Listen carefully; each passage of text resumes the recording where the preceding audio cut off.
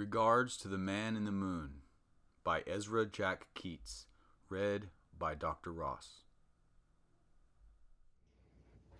Hi, I'm Dr. Ross, and this is my friend Sander. Sander's going to help me read a book. What book are we going to read, Sander? What does that say? It says, Regards to the Man in the Moon. If you were watching the other day, we had a full moon. We had two of them in October, and the second one we call a blue moon. And that one, if you look carefully, you could see almost the face of a man in the moon. So this book is called Regards to the Man in the Moon. How about that? All right, what do we got here? Okay. Regards to the Man in the Moon by Ezra Jack Keats. All right, Ezra. Okay. Here's a picture.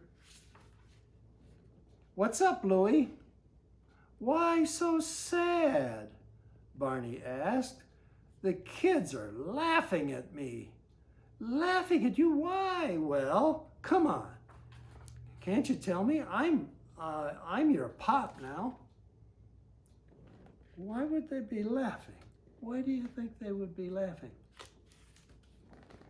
Well, Louis said, they call you the junk man. Oh, junk, Barney growled. They should know better than to call this junk. All a person needs is some imagination. Right? Does that look like junk? You call that a junkyard? You call that a junkyard, Sander? Ah, and a little of that stuff can take you right out of this world. What do you say, Louie? Want to give it a try? So they're going to take all that stuff and see if they can go out of the world. Out of this world. All right. Louie and his parents got to work. What's going on? The kids asked. I'm going out of this world, Louie answered. He's going to go out of this world. What are they doing? What are they building? What are they doing here? The kids snickered and nudged each other. It's that Voyager 3, they laughed. No, it's Imagination 1. Imagination 1. They didn't call it Voyager 3. Voyager 3 was actually in space already. And look at all those kids. They're working on this project. They're very good. It's like a class project, right? How do you like those things like that? Those kids are really nice. Well, don't run out of gas. Regards to the Man in the Moon, they kidded. Are you going out there all alone? Susie asked. Can I come with you, Louie? Can I? Well, that depends. Got lots of imagination, he asked. Got lots of imagination? Well, of course. Oh, yes, she said. And I'll bring cookies. Wow, cookies. If you're going to go on a trip, you need to have cookies. Okay. Be here early tomorrow. Oh, lunchtime is tomorrow. Lunchtime and lunchtime. Okay. Imagination 1. That's a wonderful name for a rocket or a spaceship. The next morning, they climbed aboard. Ready when you are, Susie shouted. Ready when you are, Susie shouted. Okay then, yelled Louie. Blast off! And they held their breath, and they put their fingers in their ears so they didn't hurt them with the sound. Oh, and look at it, it actually took off. All that junk they put together, it actually took off. It's amazing. Vroom, it says. That's the sound when they took off. How about that? Pretty good. Way out in space, they opened their eyes. Boy, now what's happening? Out in space, they opened their eyes. We did it, Susie gasped. They stared down at planet Earth. Wow, look at that beautiful planet down there. What color is that? Well, it's got clouds, and you can see the clouds, and you can see the blue ocean. It's very pretty. Everybody we know is down there on that planet. It's like Apollo 8, you know, when they circled the moon back in 1968. They could look down there. For the first time, they actually saw the Earth with the moon in the foreground. Everybody down there is who we know. We're all alone up here, so I'm scared. You would be scared too, wouldn't you, Sander? Me too, said Louis. They floated past strange and wondrous things. What does that planet look like? Huh? Can you tell, Sander, which planet that is? That's got all those rings. It looks like it might be Saturn, huh? Strange and wondrous things. And on through worlds no one had ever seen before. Wow, they really got out there, didn't they? Didn't say how many days it took them, but boy, look at all those different planets that they're looking at. That's amazing. That would be so much fun. Suddenly, they were jolted to a halt. Whoa, help! Help us! They heard familiar voices crying. What? Somebody's up there. Help, help, they said. Oh, it was Ziggy and Ruthie. Ziggy and Ruthie. They had their own spacecraft. We decided to follow you, Ziggy said, but we're used up.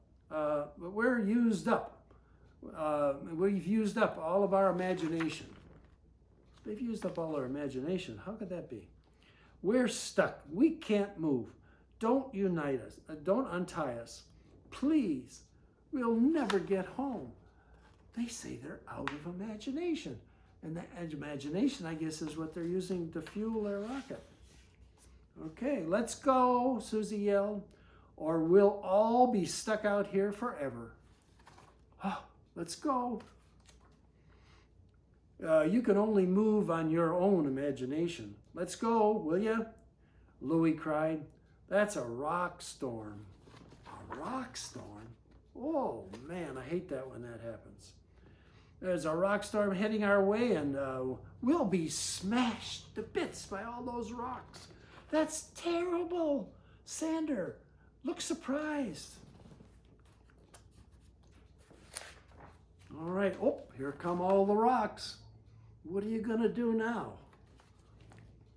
They're not rocks. Can't you see? They're monsters.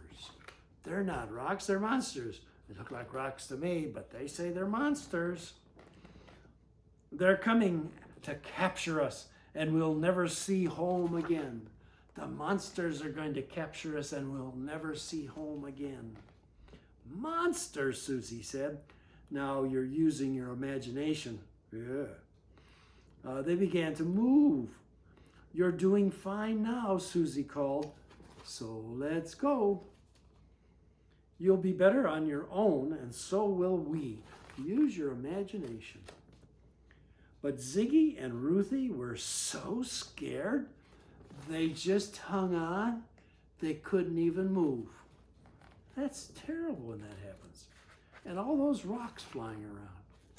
Wow. They ducked this way and that. They tried not to get hit by those rocks. And over and under and upside down. They did everything they could so they wouldn't have their junky spacecrafts messed up by those rocks in the space.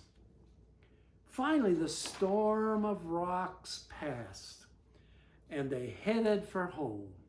Okay, maybe they'll make it. Wow, Ziggy joked nervously. Wasn't that fun? Fun? That was scary. Yeah, We sure scared those monsters, didn't we? I wonder who was the most scared, those monsters or those people in that spaceship? Wish we could do it again. Do it again?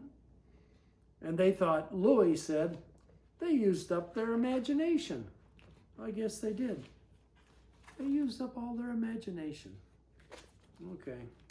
Imagination is a good thing, isn't it, kids? Okay. They were getting close to home when Ziggy finally dropped the rope. All right, they're getting close to home. That would be planet Earth, right, where we live. They're gonna, oh, look, all the buildings and everything else. They're gonna land right near those buildings. Looks like a big city, too. And they're gonna drop the rope and see what happens. The next day, they told everybody about their adventure. And soon, all the kids were ready to do the same thing. They wanted to take off into space. Wow. And all they had to do was use their imagination. What do you think about that, Sander? All you had to do was use your imagination. And so ends our book, Regards to the Man in the Moon. Okay, bye-bye.